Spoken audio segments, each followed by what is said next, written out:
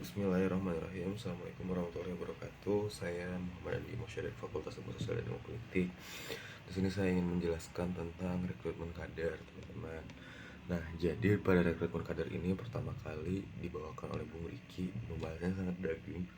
Yang pertama dia bahas ini adalah first impression mahasiswa baru pada Intra. Nah, sebenarnya ini adalah jawaban dari kenapa sih HMI itu menyawarkan kader-kadernya kepada organisasi Intra.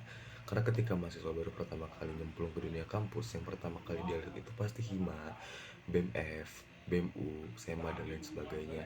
Nah, ketika HMI dapat mendapatkan menjabat gitu ya, menjabat jadi pejabat kampus dan mendapatkan posisi dan ya posisi-posisi strategis, maka first impression mahasiswa baru itu ya pasti dia melihat latar belakangnya gitu.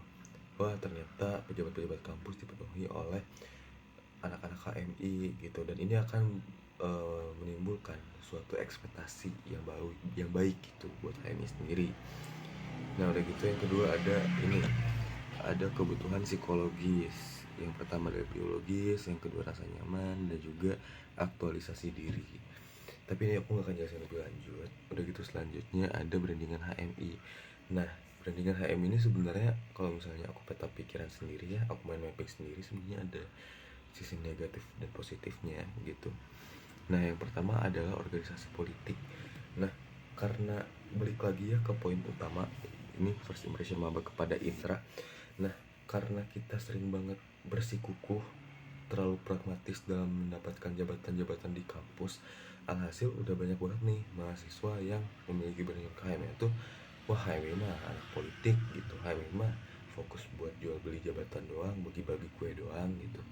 Padahal ya iya sih, emang ada beberapa kader yang emang murni untuk dia masuk KMI sebagai batu loncatan untuk mendapatkan jabatan-jabatan di organisasi Intra.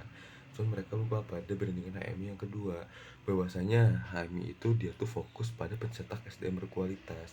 Ya sebelum dia menjabat di kampus itu kan dia tuh harus memiliki sumber daya manusia yang memadai dulu gitu. Dia harus memiliki kapasitas dan juga elektabilitas yang memadai gitu.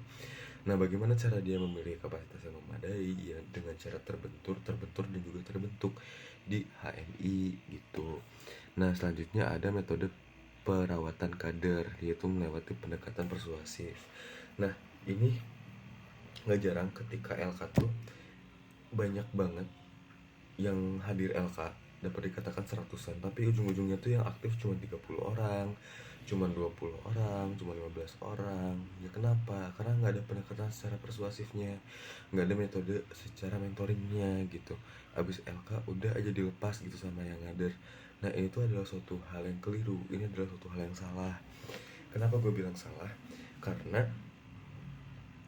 ketika sudah memasuki fase ketidaksadaran, setelah melalui fase prasadar dan juga sadar, dan akhirnya ada di fase ketidaksadaran, itu tuh harus tetap dirawat supaya tetap ada di fase sadar gitu ya, dengan cara mentoring, dengan cara carilah sanat-sanat gitu untuk bisa membina dan juga mengarahkan kamu berproses di HMI.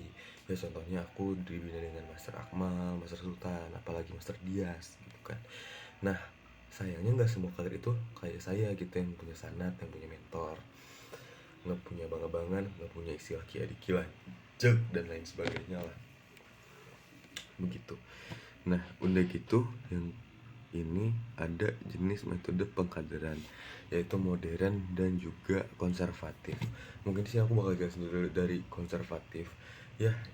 Jenis-jenis konservatif ini adalah biasanya jenis-jenis yang sering banget kita temuin ya waktu PBAK nih, biasanya konservatif nih, mulai dari ngajak nongkrong dan lain sebagainya, mulai dari itu biasanya ya pendekatan lapangan ala-ala politis gitulah, buat bisa ngader gitu ke kosannya, nongkrong bareng, udah gitu minta data dan lain sebagainya, minta data di data gitulah, calon-calon kader ini udah gitu punya datanya, ajak nongkrong dan sebagainya gitu-gitu. Nah, udah gitu yang modern ini dia fokus tentang bagaimana HMI membangun sebuah personal branding di sosial media. Nah, ini adalah hal yang paling penting dan paling jarang kita sadari, karena emang kadang-kadang kader HM itu kalau misalnya kata Bung Riki itu masih gaptek gitu. Ya dibuktikan dengan apa? Dibuktikan dengan postingan-postingan komisariat lah ya, atau postingan-postingan cabang yang isinya tuh ya kata Bung Riki itu masih sampah gitu. Masih sampah gimana? Ya isinya cuman hanya sekedar selamat telah menjadi ini, selamat telah menjabat jadi itu, selamat dan apresiasi, kajian ada moderator ini, pematerinya ini gitu. Yang gimana mas sebagai mahasiswa baru tuh mereka tuh sebenarnya nggak peduli soal itu gitu. Akan lebih menariknya lagi kalau misalnya Instagram komisariat itu dia misalnya di fakultas aku nih, fakultas ilmu sosial di politik, itu ngebahas isu-isu sosial, udah gitu diselaraskan dengan nilai dasar perjuangan, udah gitu bahas tentang government, udah gitu berbahas tentang keteras politikanya Montesquieu dan juga dihubungkan dengan definisi insan dan lain sebagainya. Nah itu tuh lebih menarik menurut aku gitu, dan ini harus lebih dimaksimalisasi lagi. Nah udah gitu masuk ke dalam jenis-jenis kader. Nah terdapat jenis-jenis kader dalam kita mendekati calon kader ini yang rata-rata masih calon maba gitu. Kita harus tahu dulu bahwasanya pendekatan tiap kader itu beda-beda. Ada yang kader aktivis, ada kader akademisi, ada kader murni. Nah itu pendekatan ke mereka itu beda-beda gitu. Nah kalau misalnya ke kader aktivis, kita harus sering bahas tentang pergerakan mahasiswa dan lain sebagainya.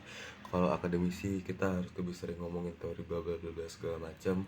Kalau misalnya kader murni di kita harus ya, kader murni ini biasanya lebih suka politik pragmatis sebenarnya. Nah gitu, jadi pendekatan ke setiap kader itu beda-beda. Jadi dapat disimpulkan dan dapat mencapai sebuah kesimpulan tentang rekrutmen kader ini, terdapat pembahasan-pembahasan penting tentang first impression maba kepada intra, udah gitu ada juga kebutuhan psikologis, brandingan HMI, metodologi perawatan kader, udah gitu jenis-jenis perkaderan, jenis metode perkaderan sampai dengan jenis kader gitu. Sekian, semoga bermanfaat. Bikin usaha sampai panjang umur perkaderan. Wabillahi taufiq walhidayah. Wassalamualaikum warahmatullahi wabarakatuh.